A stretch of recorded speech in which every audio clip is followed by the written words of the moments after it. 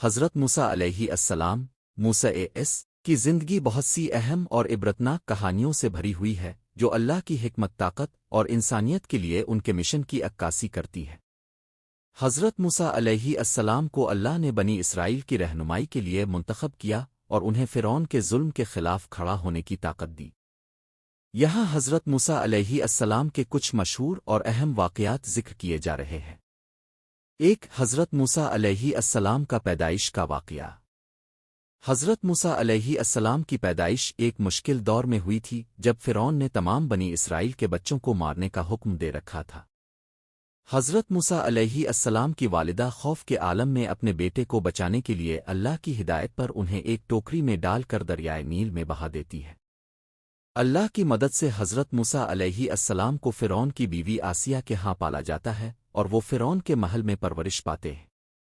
اللہ کا فرمان: اور ہم نے موسیٰ کی والدہ پر وحی کی، اسے دودھ پلا، اور جب تمہیں اس کے بارے میں خوف ہو تو اسے دریا میں ڈال دو اور نہ ڈرو نہ غم کرو، ہم اسے تمہیں واپس دے دیں گے۔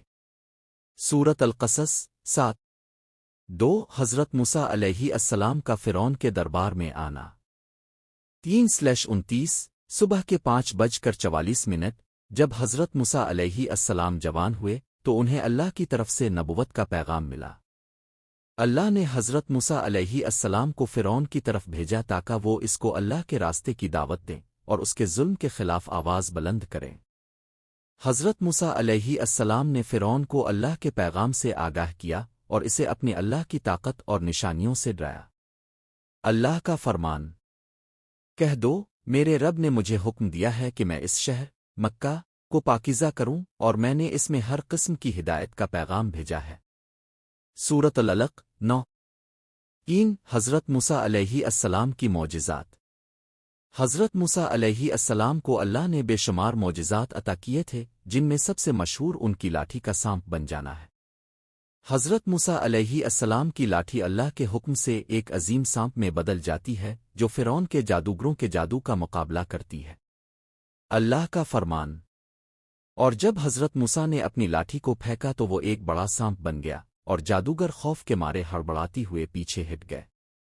سورۃ الاعراف 107:4 حضرت موسیٰ علیہ السلام کا دریا کا بیچنا۔ 3-29 صبح کے 5:44 ایک اور اہم واقعہ حضرت موسیٰ علیہ السلام کا دریا کو 2 حصوں میں تقسیم کرنا ہے۔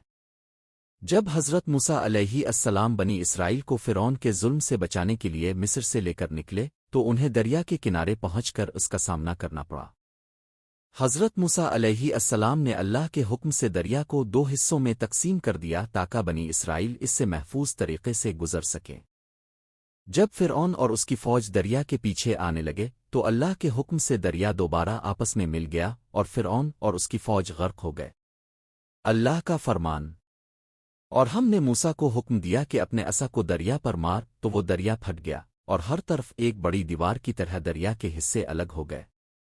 سورۃ الشعراء 63:5 حضرت موسیٰ علیہ السلام کا 40 دنوں کا اعتکاف۔ حضرت موسیٰ علیہ السلام کو اللہ نے 40 دنوں کے لیے طور کی پہاڑی پر بلایا تاکہ وہ وہاں عبادت کریں اور اللہ سے ہدایات حاصل کریں۔ حضرت موسیٰ علیہ السلام کا یہ اعتکاف ایک اہم واقعہ ہے جس میں اللہ سے مزید علم اور ہدایات حاصل کرنے کا مقصد تھا۔ اللہ کا فرمان: اور جب موسیٰ نے اپنے وعدے کو پورا کرنے کے لیے 40 دن کا وقت گزارا تو اس کے بعد وہ واپس آئے اور اپنی قوم سے کہا کہ میں نے تمہارے لیے تمہارے رب کا پیغام لے کر آنا ہے۔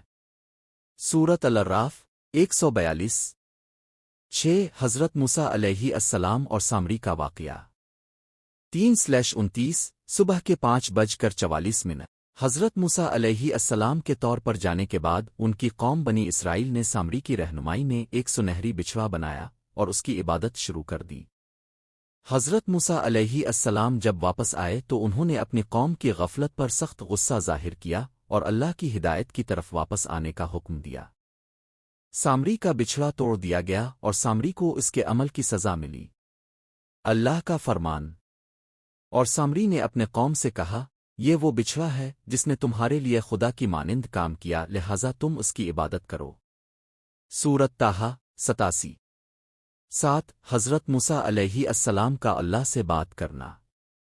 حضرت موسیٰ علیہ السلام کی زندگی کا ایک اور اہم واقعہ یہ ہے کہ اللہ نے ان سے براہ راست بات کی۔ حضرت موسیٰ علیہ السلام نے اللہ سے بات کرنے کی خواہش کی اور اللہ نے ان کی دعا کو قبول کیا۔ اللہ کا فرمان۔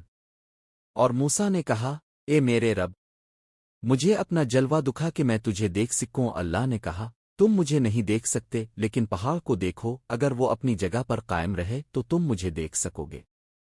سورۃ الاعراف 143 8 حضرت موسیٰ علیہ السلام کا موت کا وقت۔ حضرت موسیٰ علیہ السلام کی موت کا وقت قریب آیا تو اللہ نے حضرت موسیٰ علیہ السلام کو ایک مخصوص جگہ پر بلایا۔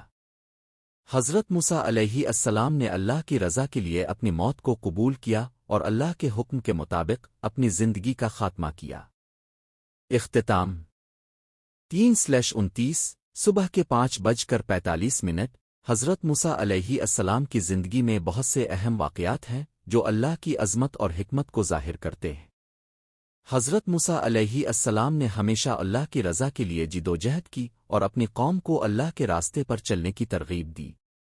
ان کی زندگی ہمیں اللہ کے راستے پر چلنے، صبر کرنے اور اس کی ہدایت کو اپنانے کا درس دیتی ہے۔